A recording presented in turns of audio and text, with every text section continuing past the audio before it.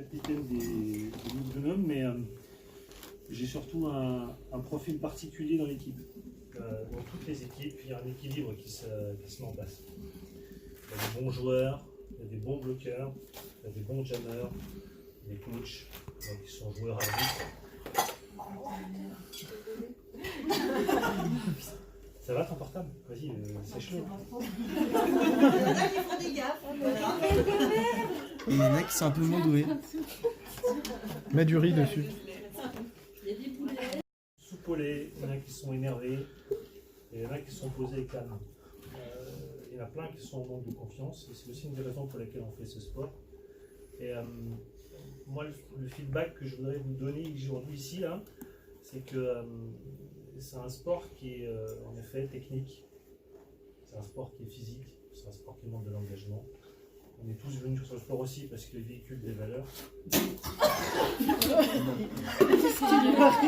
Alors, je rappelle que c'est filmé. Ça va,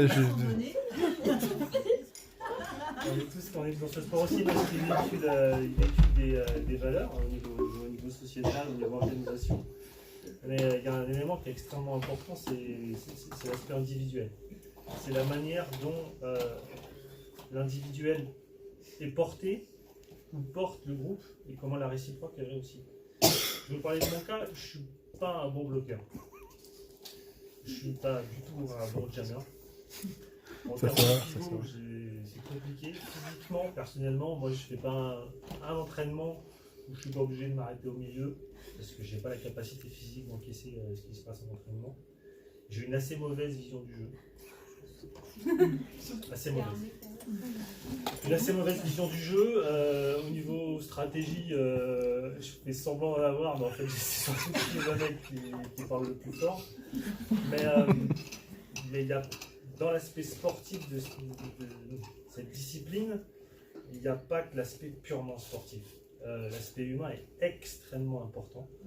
Dans notre ligue, nous, la ligue masculine, on s'appelle les Lugdunum aujourd'hui. À l'origine, on s'appelait les Montchéri et on était un regroupement de joueurs masculins. On voulait créer quelque chose. On a eu beaucoup de départs, on a pu composer comme toutes les équipes avec des personnes qui étaient bien déjà envie de participer à cet effort collectif. Et il y a toujours une problématique de confrontation entre l'individu et le collectif. Il ne faut pas que l'individu s'efface face au collectif. Il ne faut pas que le collectif efface les individualités. Mais il ne faut surtout pas oublier que l'un, comme je disais tout à l'heure, l'un nourrit l'autre. On a eu, nous, une courbe de progression chez Lugdunum qui est assez chaotique. Et on a une vraie révélation l'année dernière. L'année dernière, on a une révélation. Je ne vais pas vous mentir, on perdait beaucoup de matchs. Ça ne se passait pas très bien. On savait quasiment systématiquement en arrivant à un match qu'on allait perdre. Et il y a plusieurs éléments déclencheurs qui ont permis de sortir de cette spirale. C'est facile de croire qu'on est prisonnier d'une spirale en termes collectifs, en termes d'équipe, laquelle on ne peut pas sortir, parce qu'on n'a pas les éléments pour en sortir. Et encore une fois, c'est face à un échec collectif qu'on va projeter, qu'on va renvoyer systématiquement sur des individualités. Et il faut absolument inverser cette preuve de charge. Et il faut inverser ce rapport à l'échec ou au succès. Comme je vous le disais, je parle de mon individualité, je suis quasiment mauvais à tous les postes. Mais il y a un élément qui fait une force d'un individu dans le collectif, c'est la manière dont il sert le collectif. Une raison pour laquelle j'ai été élu capitaine et pour laquelle je suis capitaine, c'est que c'est pas sur le terrain, c'est pas que sur le terrain, mais c'est surtout sur tout ce qui se passe avant le match, après le match. Il faut comprendre qu'un match qui est joué, il ne commence pas le jour J, il ne commence même pas la veille, il commence à J-7 pour bien le faire. Et encore quand je dis J-7, on peut être plus large. En ce qui me concerne, moi je pratique la projection mentale, vous faites ça comme vous voulez, mais moi je commence à rêver de mon match et je commence à m'inclure dans des stratégies ou des éléments de match ou de revue des éléments de match déjà 15 jours avant. Même pour ce bootcamp, je ne vais pas vous mentir. de commencer moi à préparer ce qui allait se passer à ce bootcamp une semaine avant.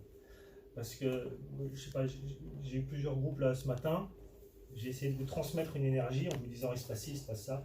J'espère savoir débloquer des choses chez les uns et chez les autres, mais il faut bien se rendre compte que, j'en parlais hier à Camille, de chi, l'énergie qu'on envoie dans les arts martiaux. Et c'est aussi vrai dans cette discipline-là, l'intention, l'attitude, l'envie d'aller chercher l'autre. J'ai eu des expressions tout à l'heure sur le terrain. Quand je disais, non, je veux que la chair rentre dans la chair. Je veux que ça rentre, quand tu vas au contact de ton bloqueur et que tu es avec lui, je veux que tu lui rentres dedans. Il faut que tu sentes son aisselle, il faut que tu sois à côté de lui, il faut que tu lui rentres dedans. Il faut que tu fasses un avec lui. Et ce un, il est au-delà du fait que je vais faire un lien impénétrable sans les mains, etc. Mais je fais un lien impénétrable avec nos deux corps. Ça va au-delà. Ça va au-delà, c'est je vais partager le challenge que le jammer est en train de mettre sur toi et qui fait que tu vas bientôt te sentir dépassé. Et cette attitude qu'on voit sportivement, qui se traduit à travers ces actes-là, ça fait un tout avec l'attitude qu'il y a avant le match, pendant le match, parce que pendant un match, on a tous les mêmes problématiques. Moi, le premier.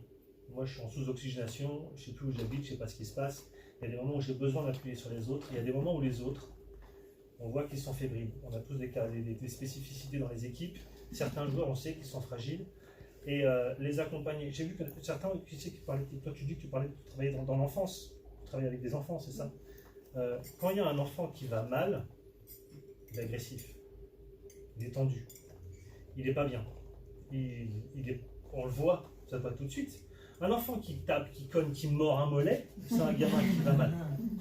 Et un gamin qui va mal, et s'il va mal et s'il fait ça, et si dans l'équipe il y a une personne qui a une attitude qui ne se passe pas bien, c'est parce qu'il n'a pas les outils et qu'il n'a pas les clés pour dépasser ça.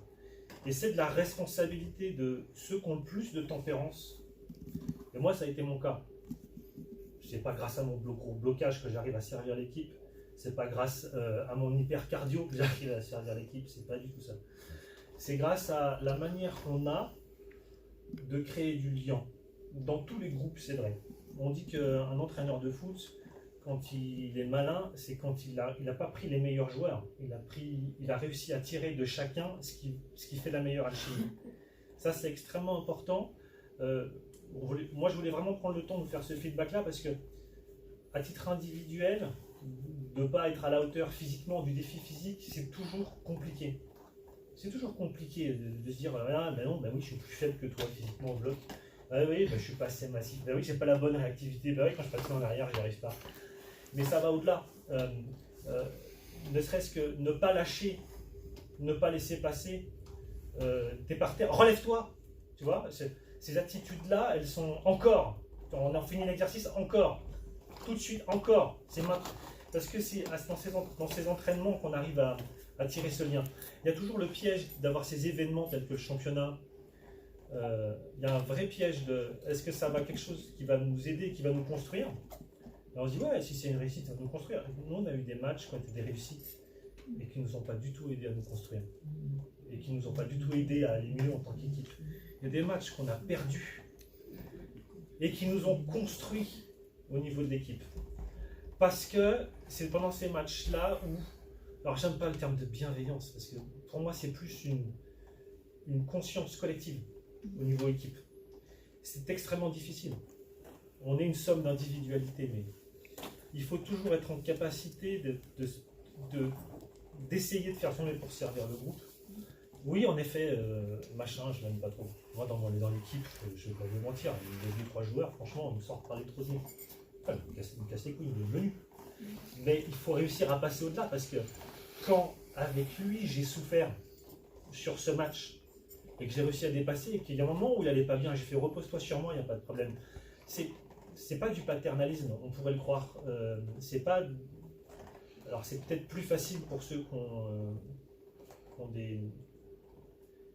Quand on fait un radar sur ces compétences, qui ont cette empathie naturelle ou cette envie de vouloir fédérer, alors on peut parler de leadership, tout ce que vous voulez. Moi je crois que c'est en chacun de nous, ça, et il faut vous mettre à mon sens, en tant qu'équipe, en mesure de vouloir ressortir à la fin de cet exercice, à la fin de cette aventure, à la fin de ce match, à la fin de ce bootcamp, à la fin de chacune de ces échéances, plus fort individuellement, mais parce que le groupe est plus fort. Et c'est bien là où le groupe te renvoie bien plus que ce que tu peux donner. Moi, je vais donner au groupe le fait que je vais supporter ton énervement, je vais supporter le fait qu'on est indifférent, et c'est pas grave. Ça, je vais le donner au groupe, je vais donner au groupe l'envie d'aller chercher ça, de t'appuyer. Je te demande de t'appuyer sur moi à ce moment-là. Oui, en effet, ça va pas. Je prends sur toi, je t'en perds. Et ça, quand le collectif te le renvoie, il y a une sorte de... Moi, j'aime pas le terme parce que c'est un peu abusé, mais j'ai pris plus de plaisir avec l'équipe des Loups de l'Homme. Quand je parle d'orgasme sportif, hein, chacun met comme il a envie. Moi, j'ai pris plus de plaisir, de sensations, j'ai sécrété plus de dopamine et d'endomorphine dans ces moments-là que dans d'autres moments qu'on peut partager en un contre un ou à plusieurs, suivant les préférences de chacun. Et ça, j'imagine que vous l'avez tous touché, sinon vous ne feriez pas un sport collectif. Et il y a un moment, il faut absolument retrouver cette énergie. Parce que c'est vraiment de l'énergie. Je prends un crédit, je donne à l'équipe mon énergie, et je sais qu'en retour, je vais la recevoir x10, x 100. Alors, c'est un peu soupolé ce que je suis en train de faire, mais il faut bien que vous compreniez que on a tous besoin, on a tous des besoins vis-à-vis des sports collectifs différents. Moi, le mien, et c'est une des raisons pour lesquelles j'aime ce sport collectif, c'est que les valeurs intrinsèques qu'il y a derrière le roller derby se traduisent aussi par ce fait que on va avant tout chercher à se construire individuellement. Enfin, moi, je suis un meilleur homme depuis que je fais du roller derby qu'avant de faire du roller derby. Je suis bien meilleur. Je suis plus tolérant, je suis plus à l'écoute, c'est quelque chose qui m'a rendu mieux. Alors, est-ce que je suis un meilleur mari, un meilleur papa? Ça, j'en sais rien, on verra bien.